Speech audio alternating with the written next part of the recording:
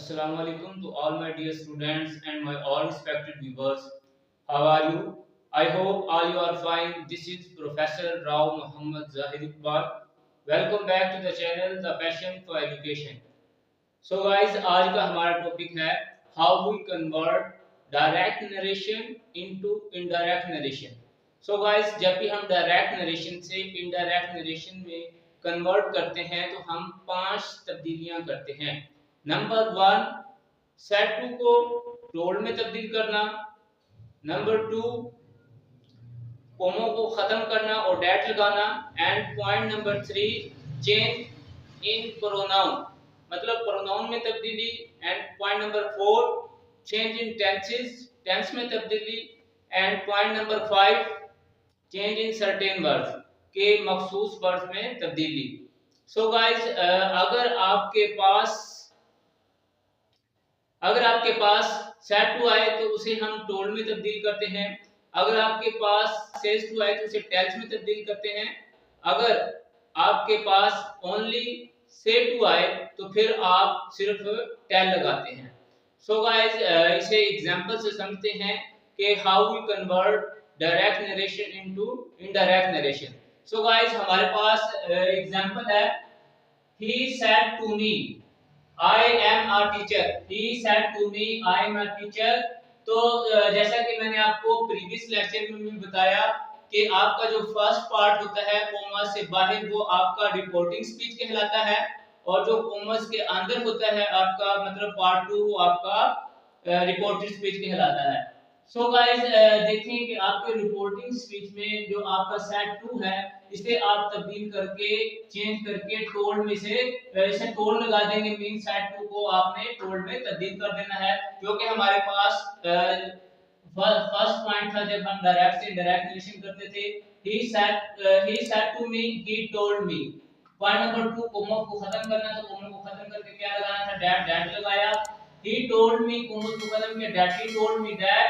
And then आपने फिर changing pronoun point number 3 पे था कि आपने प्रोनाउन पे तब्दीली करनी है, जो कि आपने की कि अगर आपका फर्स्ट पर्सन आए तो उसे आप रिपोर्टिंग स्पीच के सब्जेक्ट से चेंज करते हैं।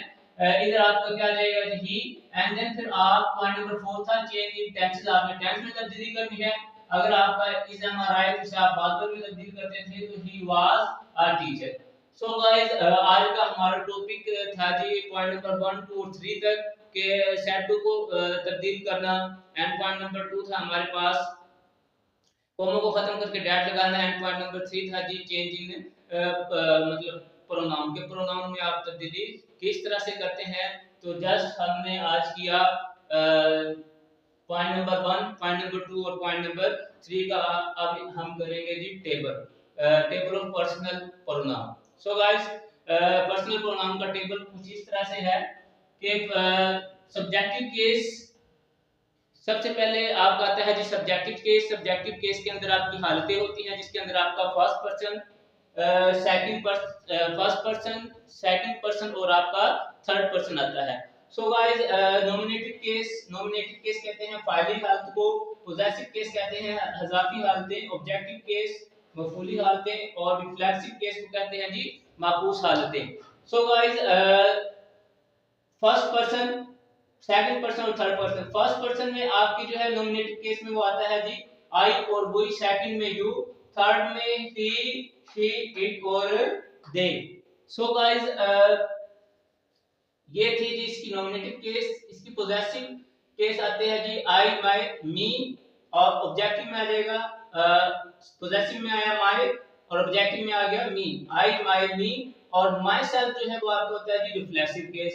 इसी तरह second person you, your, yourself, he, his, him, himself, she, her, herself, its, itself, they, their, them, themselves। So guys, ये था हमारा टेबल ऑफ पर्सनल प्रोनाउन जो कि हमने अभी किया। सो गाइस, बेसिकली आज का हमारा टॉपिक था how we convert direct narration into indirect narration, जो कि हमने आज पॉइंट नंबर 1, 2 और 3 किया। तो इंशाल्लाह नेक्स्ट लेक्चर में हम करेंगे जी change in pronoun, according to first person, according to second person, or according to third person. So guys, if you like my videos, then must like, subscribe, and to share your friends, and don't forget to press the bell icon. तो इंशाल्लाह guys मिलते हैं next video में। तब तक के लिए अपना और अपने प्यारों का बहुत सा ख्याल रखिएगा। मुझे दीजिएगा इजाजत। अल्लाह ने